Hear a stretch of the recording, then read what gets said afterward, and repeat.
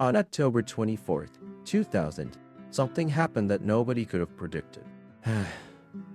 Not critics, not record labels, not even the band themselves. A group of 6 unknown guys from California released their debut album. No massive marketing, no global hype, no expectations. And yet, within months, they would change music forever. The album was called Hybrid Theory, and the band was Linkin Park. At first, it didn't look special, just another band trying to make it. But then something strange happened.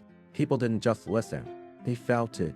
They connected to it deeply, because Hybrid Theory was not just music. It was emotion. It was pain. It was frustration. It was everything people were afraid to say out loud.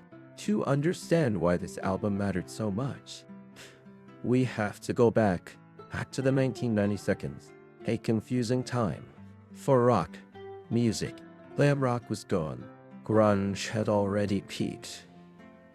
And even the biggest bands were struggling to stay relevant.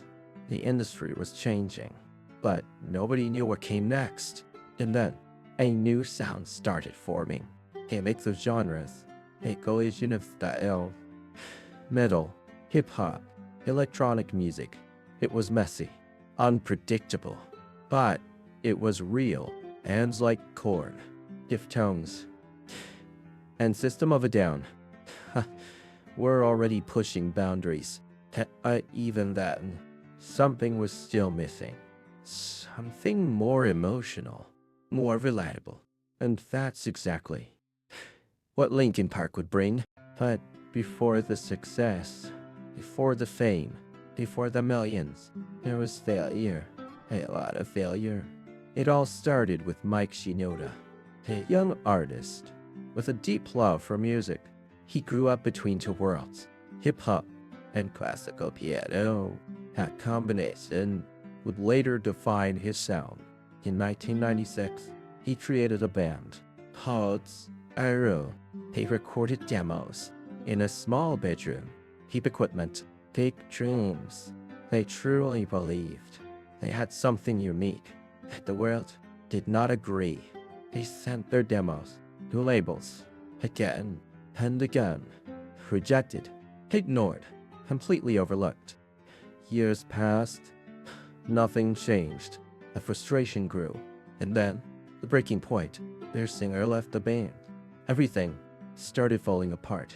A dream was dying at the exact same time. In Arizona, another dream was also collapsing.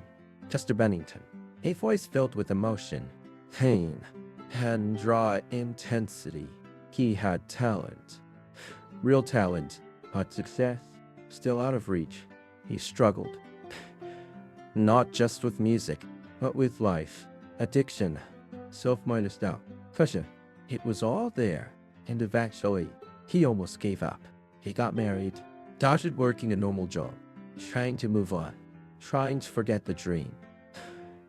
Until one day, everything changed. A phone call, a simple opportunity. A band in Los Angeles was looking for a new voice. He almost didn't go, but something inside him said, try. So he did. He flew to LA. No expectations. No pressure. Just one chance. And then, he served. And in that moment, everything changed. The band knew instantly. This was it. This was the missing piece. This was the voice they had been searching for all along. From that moment, everything clicked. The sound became stronger, more emotional, more complete. They changed their name and became Linkin Park. Now they were ready. In 2000, they entered the studio. Not as a broken band, but as a group with something to prove. They worked harder than ever before. Every sound mattered. Every lyric mattered. Nothing was random. Everything had meaning. The songs became deeply personal. Crawling was not just a song. It was a confession, a reflection of inner pain, of losing control, of fighting yourself, One step closer, captured pure frustration. The feeling of being pushed too far. The anger, pressure, the breaking point. And then, in the end, a song that would define a generation. A song about trying and still failing, but accepting it. Because sometimes, no matter how hard you try,